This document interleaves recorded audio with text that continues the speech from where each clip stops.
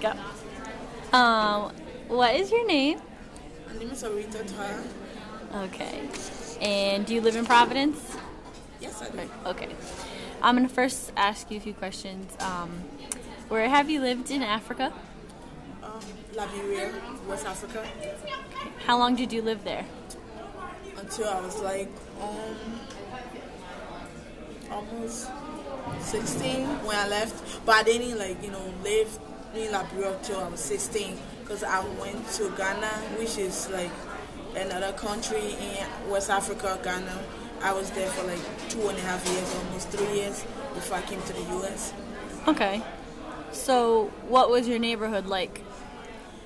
I mean, it was good, more sense of like unity kind of thing together. Many times it was like, we in Liberia kind of faced almost 16 years of civil war. So it was off and on, but whenever we're together, it's kind of peaceful, very together, just fun. How many people were there in your household? Well,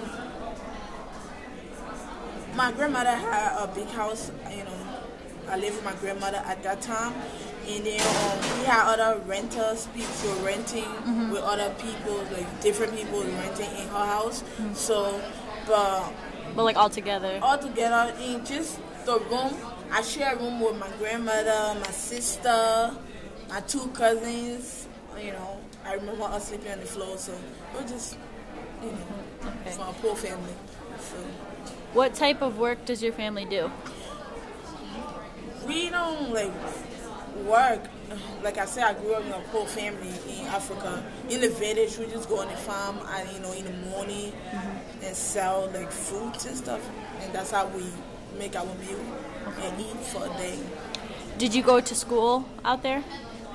Yes, but I was it was inconsistent because, like I said, it was war going on in my country. So it's like we, go to school for 1 month. Yeah. The other month, there's gunshot or boom boom, and we're on the run for our lives. So it was inconsistent. So what was it? Well, what was it like though? I mean, traumatizing watching people to die. Even my grandfather got killed in front of me. So it was traumatizing and stuff like that. So, I mean, you're afraid for your life. Because compared to kids that in America, they have a happy childhood, Yeah. And your child, being a teenager, your childhood being robbed by, rebels and stuff like that. It was, Oh, well, that kind of fits in with the next question was, did violence or war affect your community? If so, what current situation? Okay. Are you happy with the direction your home country is taking right now? Right now, yes, because we have it been stable for the past, 4 years, 6 years, because usually the president runs for 6 years, and she just got re-elected recently, last month, so she's going to be going for another 6 years. So it's been stable, there's no war, because that's what worried me, being, the only person, my family, I have not seen my mom in almost 12 years now, and being away from your family, I have all my family back there, both mom and dad, siblings, and it kind of worries me, if there's going to be war, but it's been stable for the past, couple of years now, and that's good. Kind of happy for that. When did you decide to come to the U.S.? Like I said, during the 3rd Civil War Liberia had, my father, my stepmother, and stepbrothers, we kind of escaped and went to Ghana, so where we live, in exile till I came on the resettlement program to America. What year was that? How old were you? 2003. Okay. Yeah. Do you ever go back to visit? I would love to. Imagine not seeing your mom in almost, next year could make it 12 years. I'm not seeing my biological mom and my siblings. Some of my siblings was born when I left, so I've not seen them. And it's my dream every day. I would love to go back to Liberia to visit. I'm just hoping after I graduate from Rick, thing I would love to go to visit. Would you ever? Are you going to move back there someday, or? That's not on my mind right now to move. See myself living out there right now. No, I mean I want to establish businesses in Liberia, and just there's nowhere like home. It's always gonna be my home no matter what, But to live, to reside there right now, no. Just keep the business line going out there and stuff. What are the major differences and similarities between home and the U.S.? Differences differences in terms of anything. Anything is so many different, so many differences. The cultural differences, African food, which I miss a lot, because certain things I've not eaten in years. I really miss African food, like certain kind of African food, because they have African stores out here, but the real, fresh, because a lot of things here is just fertilized and all these stuff, but in my country, the natural fruit and all the, just, I don't know, it's different, the cultural differences, and I read it, I miss that too. But are there any similarities? It's a couple of them, I don't know. Okay. I mean, sometimes they have some nice American people, and Liberian people are nice. So similarity, Liberia have a lot of similarity with America, because Liberia was founded by the ACS, the American Colonization Society. Yeah. They founded Liberia. So we consider Liberia as somewhat America. Mm-hmm. So a lot of things we use US dollars in Liberia. Oh, okay. We have the scene on national, the pledge, and stuff like that. It's a lot of similarity. The flag of Liberia is almost similar to the American flag, because we have one stars, and the fifth president of the United States, James Monroe, was named after the capital of Liberia, which is Monroeville. And stuff. So it's like a lot of similarities and stuff like that. Do you have a role model? I have a couple of them. That inspire me. You could just Maya Angelou, she's a poet. She inspires me. I like Oprah Winfrey. I love Hillary Clinton. I love inspiring, powerful women, and they are part of those. They're like my role model. Do you speak any other languages? Yes. Liberia have, apart from English is our first language, even though sometimes people don't understand it. Like, are you speaking African? I don't know. There's no such thing as African language, but we speak English, probably a little bit broken, a little bit different from the American English. But apart from that, we have 16 different dialects. Out of those 16, I speak about 3 of them. Which ones? What are they called? Bassa, Kru, and then a little bit of Pele with it. But I'm from the Bassa language. I speak it fluently.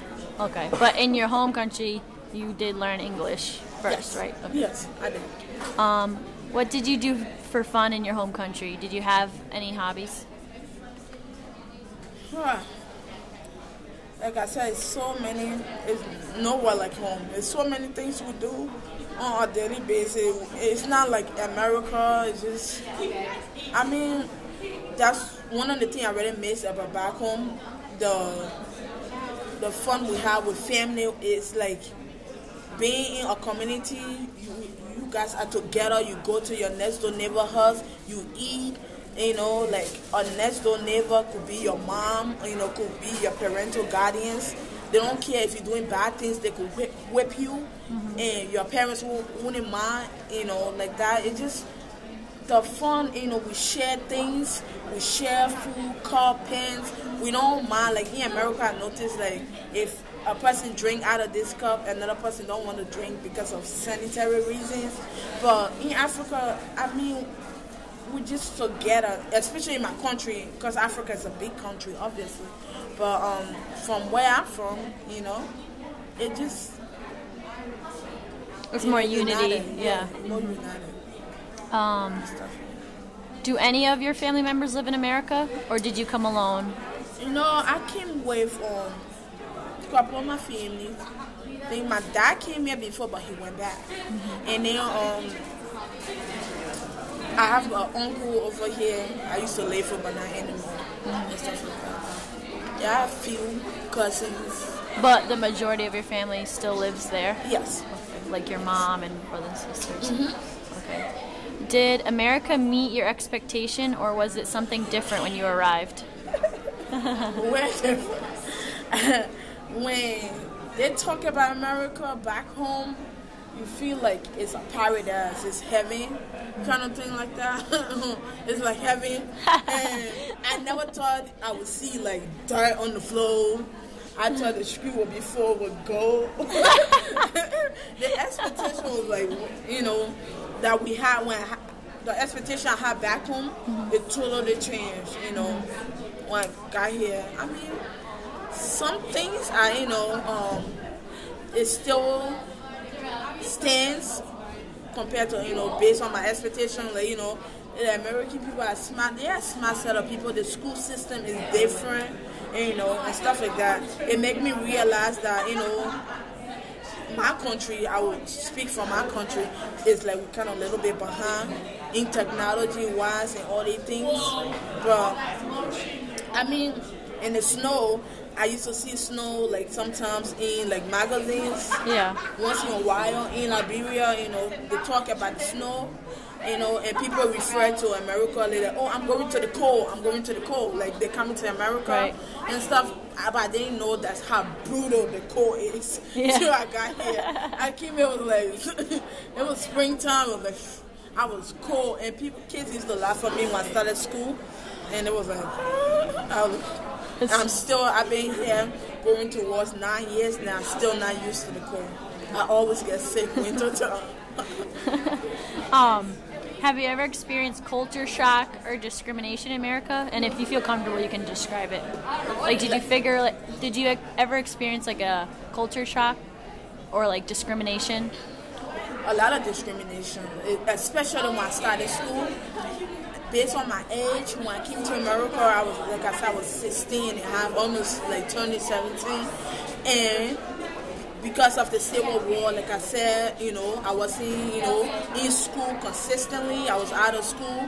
So I didn't have that solid foundation compared to children that went to school, you know, started school on time. So I was older.